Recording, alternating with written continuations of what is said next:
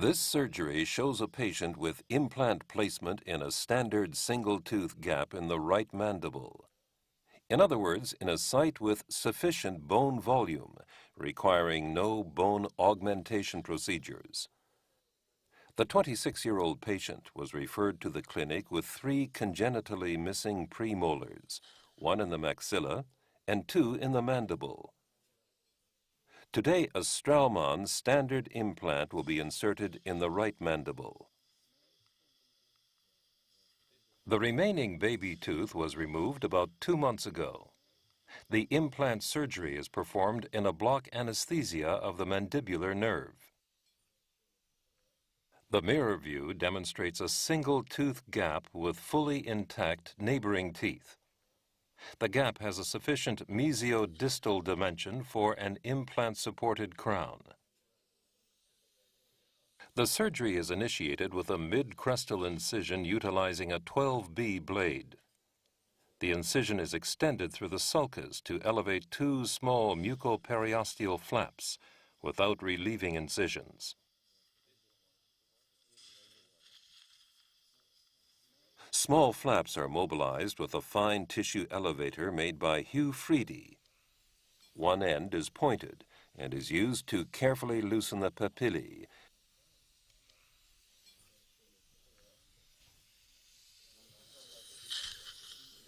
Whereas the paddle-shaped end is used to get underneath the mucoperiosteal flap to elevate the mucosa.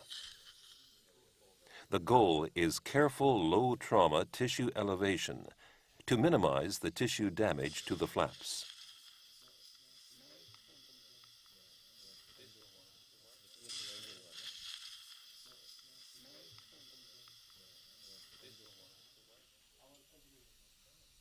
The flaps will be held in position with 2 retraction sutures. The fine 5-0 suture is applied from the inside of the flap, going back through the mucosa like a mattress suture.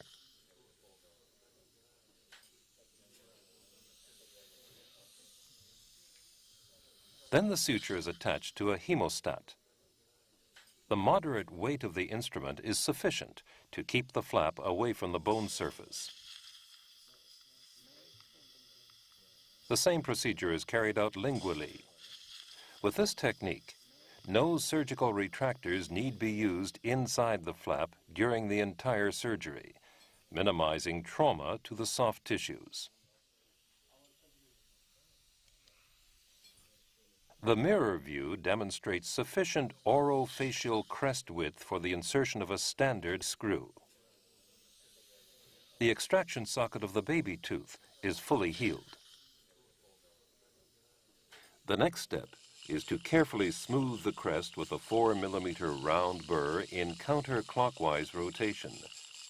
This step carefully flattens the crest surface without taking off too much bone. In general, bone preparation is done with ample cooling, using a chilled saline solution from the refrigerator.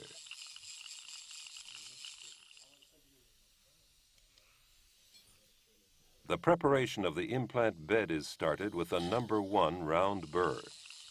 The position of the implant is chosen approximately in the middle of the gap.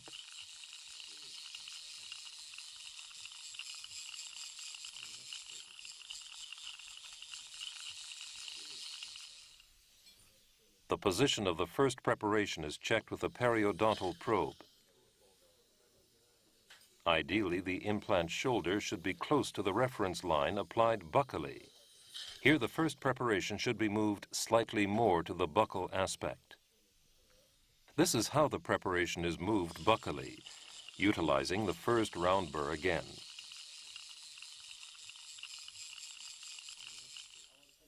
As a next step, the initial preparation is enlarged with the second round burr.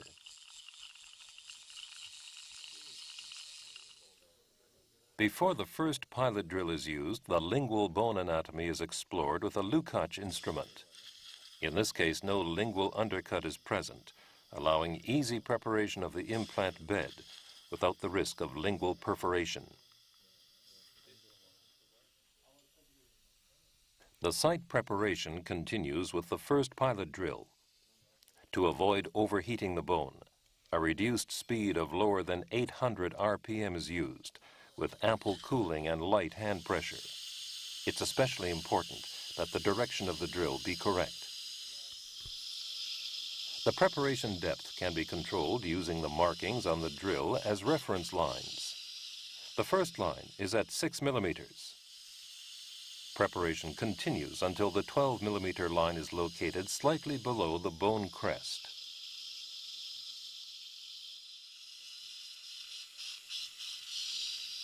The implant position is checked again, utilizing the depth gauge with a built-in 5 millimeter ring. The ring indicates the appropriate position of the future implant shoulder in orofacial and mesiodistal directions. The sink depth is examined with the appropriate depth gauge. For reduced bone height, an intraoperative periapical radiograph can be obtained at this stage to check the proximity of the depth gauge to the mandibular canal. The marking is widened with the third round burr.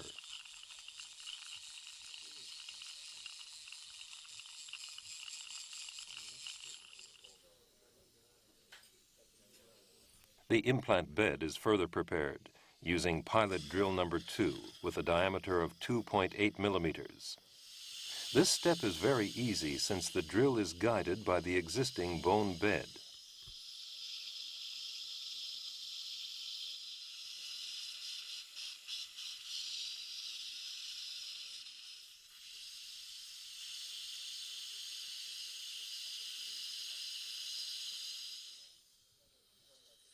The entrance of the implant bed is opened up again with the profile drill of 2.8 millimeter diameter.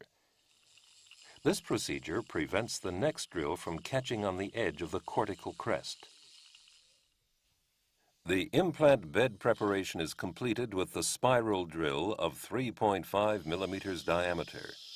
The bone preparation passes the 6, 8, 10, and 12 millimeter lines to the final sink depth of approximately 13 millimeters. Today, these drills are provided with laser rings.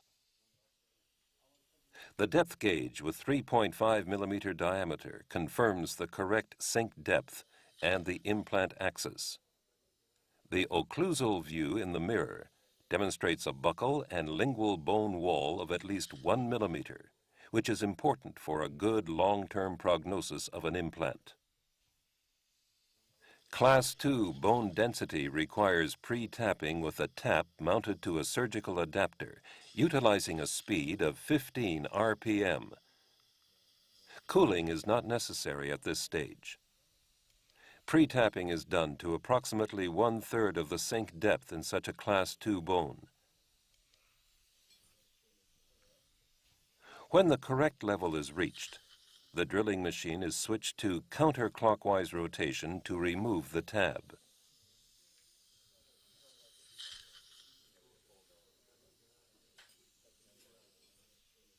Following rinsing, the site is ready for implant placement. A 12 millimeter standard screw implant of 4.1 millimeter diameter with an SLA surface is selected. The implant with a pre-mounted insertion device is removed from the sterile ampoule and slowly inserted with a surgical adapter at 15 RPM. No cooling is required here either. This technique is very user-friendly and easy. The alternative manual ratchet technique is less frequently used at our clinic, and then mainly for wide-body implants in rather dense bone.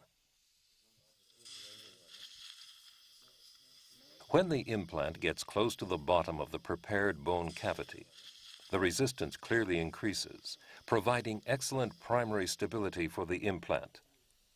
The interface between the machined and the SLA surface is positioned slightly below the bone crest level in such a posterior implant site. The diagram illustrates how implants are placed in posterior sites. The micro-rough SLA surface is located just under the bone crest.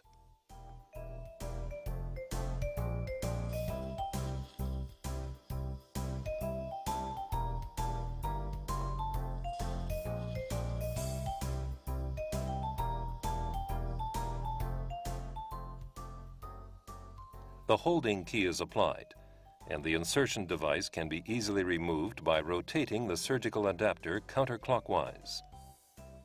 The occlusal view confirms that the implant is well positioned.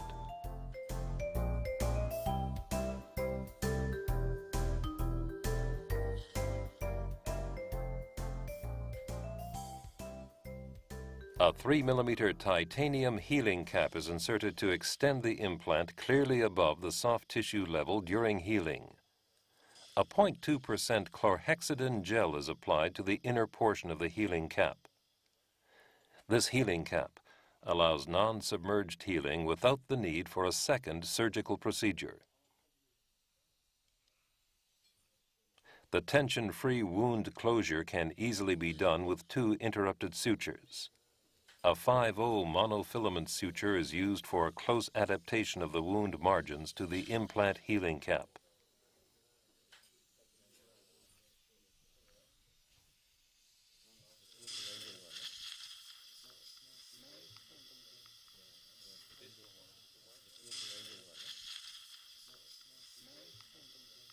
After 20 minutes, the implant surgery is already completed.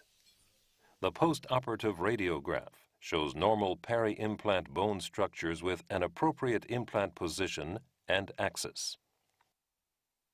The diagram shows the schedule for post-surgical therapy.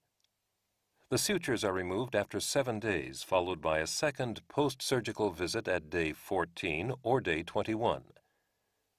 After a bone healing period of 6 weeks, the implant is ready for prosthetic reconstruction. The radiograph at 6 weeks shows normal peri-implant bone structures.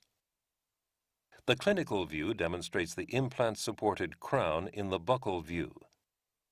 The occlusal view shows the dimensions of the implant-supported crown.